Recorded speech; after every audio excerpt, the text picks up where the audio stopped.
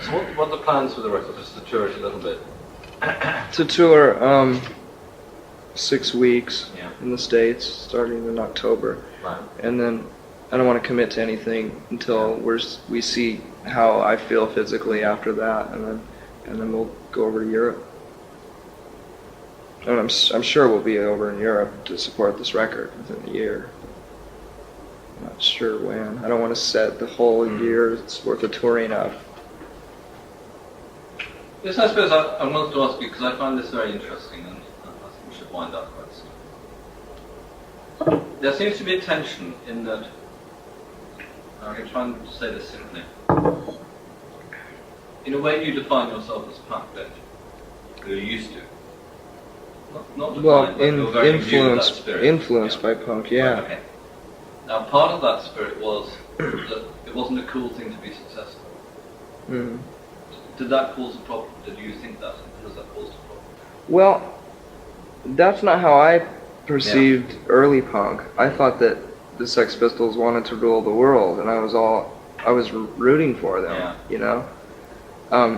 But then American punk rock in the mid '80s, Very introverted. yeah, it became totally stagnated and totally elitist, and I didn't. It was a big turnoff for me. I didn't like it at all. But at the same time, I had been thinking that way for so long that it was really hard for me to come to terms with it, with the success all of a sudden. Yeah. But I don't care about it now. There's nothing I can do about it. You Good. know, I'm not going to put out a shitty record on purpose.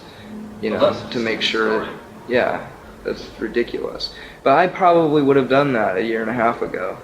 I would have gone out of my way to make sure that the album was even noisier than it is, but we did this record the way we wanted to.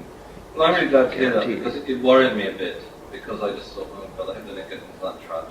Because it's not interesting, who gives a shit to me? I mean, that defeats the whole reason of Yeah.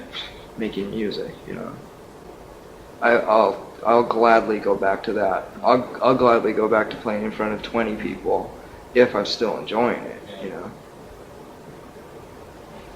And that's one of the most positive things about this new record is that I know that we're not going to sell it. We're not going to have the fringe Yes. millions who don't enjoy music and aren't into our band for any other reason other than to use it as a tool to fuck. What have been the worst temptations of being successful? Have there been things you've been tempted by? No, not that I can think of. Except for Lollapalooza. Yes. They offered us a guarantee of like $6 million. Yes. And that's way more money than we're going to break even on this tour because Yeah. we're playing in theaters.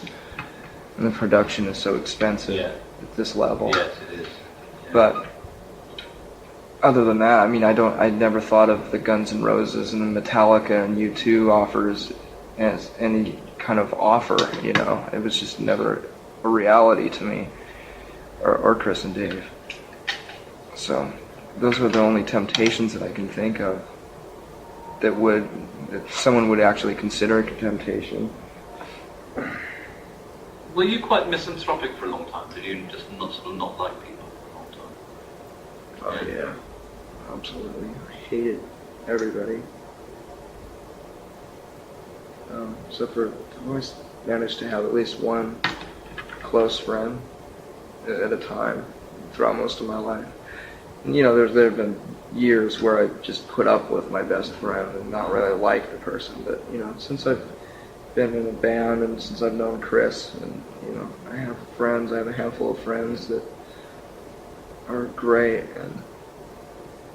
But, you know, I had the same typical narcissistic attitude, you know, a year and a half ago before Courtney became pregnant.